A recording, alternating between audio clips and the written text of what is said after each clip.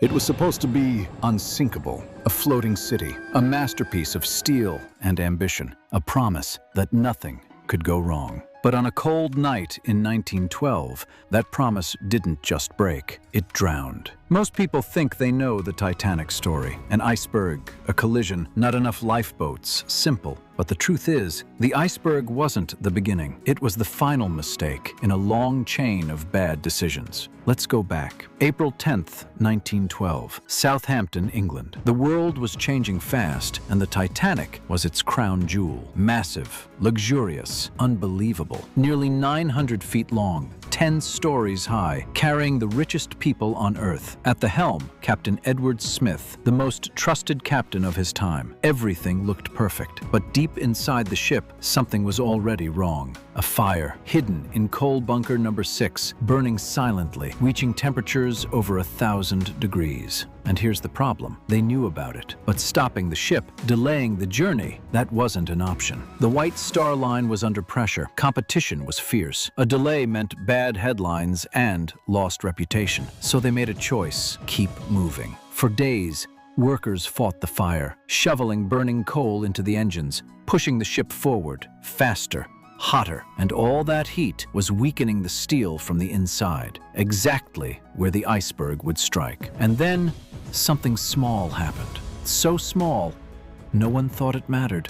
A crew change. Second Officer David Blair was replaced, and in the rush, he left with something important: a key. Inside that locked box, binoculars for the lookouts. That night, they had nothing but their eyes. Meanwhile, the ship was moving fast, too fast. Captain Smith was under pressure.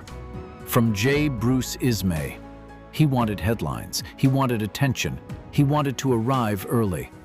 Warnings were coming in again and again.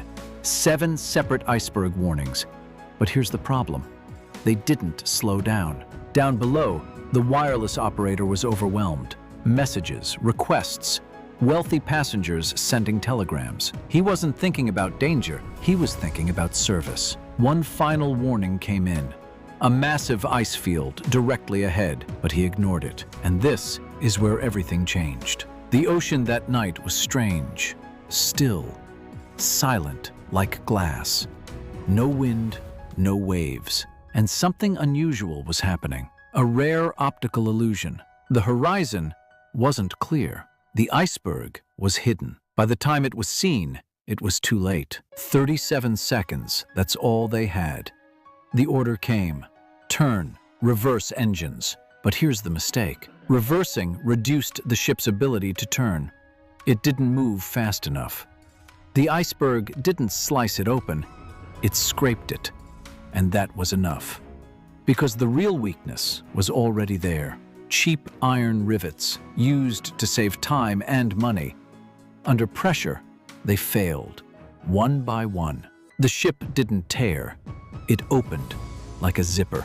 Down below, water flooded in, compartment after compartment. Thomas Andrews did the math. 5 compartments were flooding. The ship could survive 4, not 5. He looked at the captain and said quietly, "It's going to sink." They had 2 hours, 2,000 people on board. Only enough lifeboats for half. Why? Because more lifeboats would ruin the view.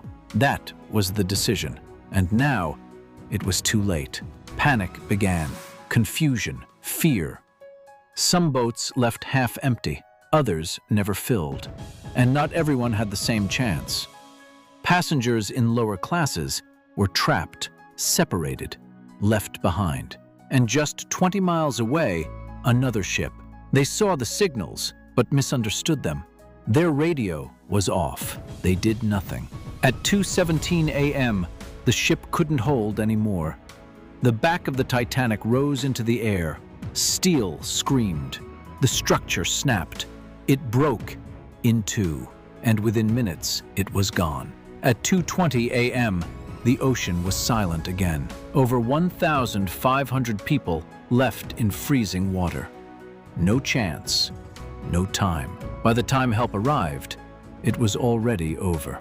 So what really sank the Titanic? Not just an iceberg. It was arrogance. It was pressure. It was shortcuts. It was ignoring warnings, choosing image over safety, speed over caution. In business, we call this failure. But the Titanic is something deeper. It's a reminder that no matter how powerful you are, how big you become, how unsinkable you feel, if you ignore reality, you will sink every time.